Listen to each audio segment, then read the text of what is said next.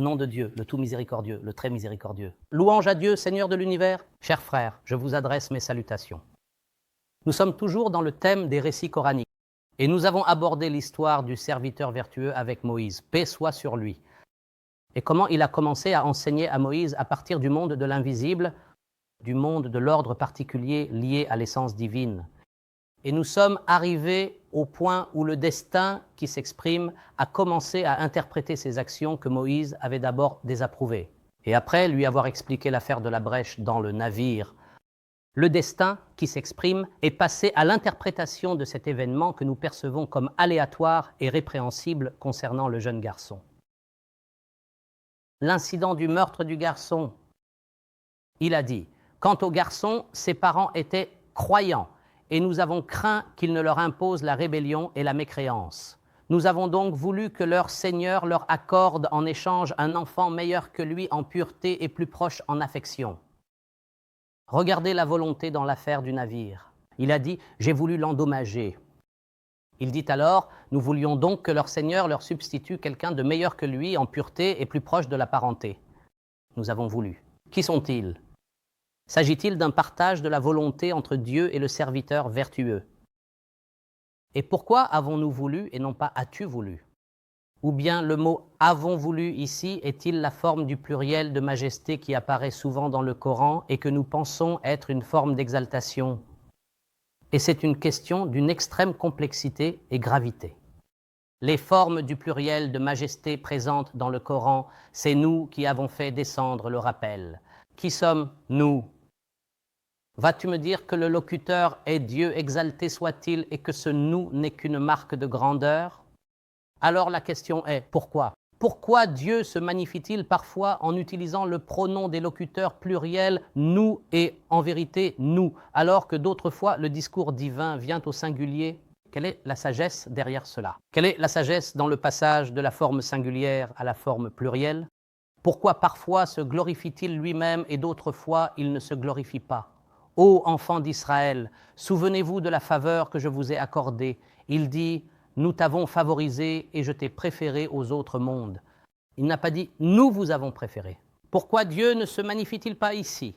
Dans tous les débats et discours qui ont eu lieu entre Dieu, exalté soit-il, et Iblis après l'incident de la prosternation devant Adam, nous remarquons que lorsqu'il s'agit de la prosternation, le discours vient au pluriel.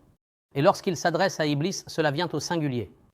Et lorsque nous avons dit aux anges, il n'y a aucun verset qui soit venu autrement. Et lorsque j'ai dit aux anges, tandis que le discours adressé à Iblis est au singulier, il dit « Ô Iblis, qu'est-ce qui t'a empêché de te prosterner devant ce que j'ai créé de mes mains? Qu'est-ce qui t'a empêché de te prosterner lorsque je t'en ai donné l'ordre? Tout cela est au singulier. Y a-t-il une sagesse derrière cela? L'interprétation du pronom du pluriel majestatif et du « nous » de majesté est-elle correcte? Est-ce que cela est correct? Et si tel est le cas, comme le pensent les exégètes, comment comprendre la parole d'Allah? Et nous n'avons envoyé de messager que pour qu'il soit obéi par la permission d'Allah. Pouvez-vous dire que celui qui parle ici est Allah, exalté soit-il? Et nous n'avons envoyé de messager que pour qu'il soit obéi par la permission d'Allah. Le pronom du locuteur, nous avons envoyé, l'envoyeur, incluez-le. Pourquoi le verset « Et nous n'avons envoyé aucun messager sans que ce soit pour qu'il soit obéi avec notre permission, n'est-il pas venu ?» Pourquoi le verset « Je n'ai envoyé aucun messager qui ne soit obéi que par ma permission, n'est-il pas venu ?» Pourquoi est-ce « Et nous n'avons envoyé de messager que pour qu'il soit obéi par la permission d'Allah ?» C'est une question qui, lorsque nous l'abordons, nous fait réaliser que la formulation du Coran en tant que discours divin est très rare. Et la plupart des formulations du Coran parlent d'un groupe de locuteurs. Qui sont-ils? Peut-être que si Dieu nous accorde plus de jours, nous aborderons ce sujet avec plus de profondeur et cela pourrait bouleverser de nombreux concepts. Restons maintenant avec le serviteur vertueux et Moïse, paix sur lui. Nous avons voulu que leur Seigneur leur donne en échange un meilleur, plus pur et plus proche en affection. Ici, le verbe « nous avons voulu » est venu au pluriel, tandis que la volonté est exprimée au singulier. Je parle du passé et non du présent. Il y a une grande différence lorsque la volonté est exprimée au présent ou au passé. Lorsque la volonté est au présent, on l'appelle la volonté législative et elle n'est pas nécessairement inévitable. Et Dieu ne veut pas d'injustice pour les serviteurs, mais l'injustice existe malgré tout. Dieu ne veut pas d'injustice pour les serviteurs. Est-ce que l'injustice qui se produit échappe à la volonté de Dieu? Bien sûr que non. Mais il s'agit d'une volonté législative qui ne se réalise que lorsque ces causes sont réunies, c'est-à-dire qu'elle dépend des causes. Quant à la volonté, lorsqu'elle est exprimée au passé dans le Coran, elle est inévitable. Quiconque le veut ou non son ordre lorsqu'il veut une chose, il lui dit seulement « sois » et elle est. C'est pourquoi dans cette histoire, la volonté est toujours exprimée au passé dans les trois cas, et donc il s'agit à chaque fois d'une volonté divine, inévitable dans sa réalisation. Et c'est pour cette raison que le serviteur vertueux et Moïse ont été envoyés des confins de la terre pour accomplir la volonté de Dieu, exalté soit-il, dans le fait de faire du bien aux pauvres, en endommageant leurs bateaux et en remplaçant les parents par d'autres plus purs et plus miséricordieux, et pour que les deux orphelins atteignent leur maturité et puissent extraire leur trésor. Nous allons aborder quelle est la sagesse derrière cette volonté, et comment la volonté universelle se réalise-t-elle lorsque le verbe est conjugué au passé dans le Coran. C'est un sujet d'une grande importance. Imagine maintenant, cher frère, la mère de ce garçon qui a été tué, comme nous le percevons, injustement, sans qu'il ait commis la moindre faute. Imagine la tristesse de cette mère. Pour ce garçon, personne ne peut justifier cette action. Cette mère est restée toute sa vie à pleurer et à se révolter contre cet acte, souhaitant avoir rencontré l'auteur de ce crime pour le tuer elle-même. Mais sais-tu que Dieu lui a donné un autre garçon à la place? C'est effectivement ce qui s'est passé. Elle a eu un autre fils qui était pieux, plus pur et plus miséricordieux.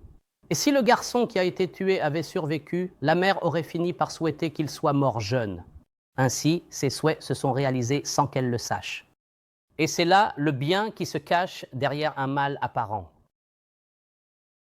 Mais personne n'est venu lui expliquer ou justifier cet acte. Quant au mur, il a dit « Quant au mur, il appartenait à deux orphelins de la ville et il y avait un trésor caché en dessous pour eux. Ton Seigneur a voulu qu'ils atteignent leur maturité. Ce n'est pas moi ni nous qui avons voulu. C'est ton Seigneur qui a voulu, par sa volonté, le mouvement de la volonté. Ton Seigneur a voulu qu'ils atteignent leur maturité et qu'ils extraient leur trésor par miséricorde de ton Seigneur. Je n'ai pas agi de mon propre chef. Voilà l'explication de ce que tu n'as pas pu supporter avec patience. Ainsi, ce mur était sur le point de s'effondrer à cause des facteurs naturels. Il pensait ce qu'il disait, il veut par l'effet des causes qu'il s'écroule et il y a un trésor en dessous. Et si ce mur était tombé et que le trésor avait été découvert, les proches se seraient précipités pour s'approprier ce trésor et auraient abandonné les garçons. Si le trésor était apparu, l'oncle viendrait, le beau-frère aussi, et chacun voudrait leur monter un projet et le trésor partirait en fumée. La volonté de Dieu a voulu que ces garçons atteignent la maturité afin qu'ils puissent gérer leur trésor à leur manière. Personne ne pourra leur prendre de force. Et comme le mur n'allait pas attendre jusque-là et qu'il était sur le point de s'effondrer à cause de la pluie et de l'érosion naturelle, il fallait, pour accomplir cette volonté, que Moïse vienne de l'autre bout du monde pour travailler, tu sais, comme un simple ouvrier, juste pour réparer ce mur. Tout ça, pour qui? Et leur père était un homme vertueux. La vertu des pères se transmet-elle aux enfants? Les enfants bénéficient-ils de la vertu de leur père? La réponse est oui, 1000 fois oui. Car la vertu du père se prolonge chez ses enfants. Et sans la vertu du père, ces jeunes garçons, ces enfants, n'auraient jamais profité du trésor que leur père avait caché sous ce mur.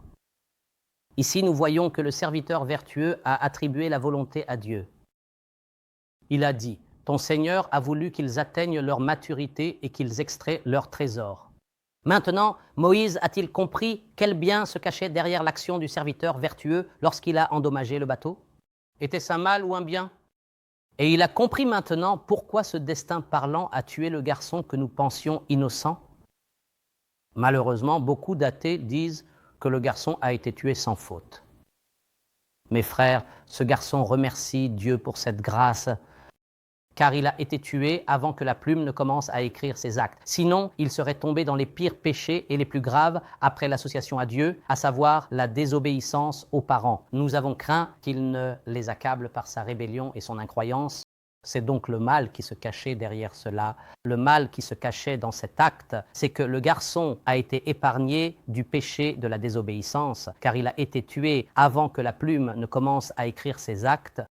Ainsi, l'âme de ce garçon que Moïse prétendait être pure ne l'était pas en réalité. Et voici un point crucial. Avons-nous le droit de déclarer quelqu'un pur? Ne vous attribuez pas la pureté, c'est lui qui connaît le mieux ceux qui le craignent.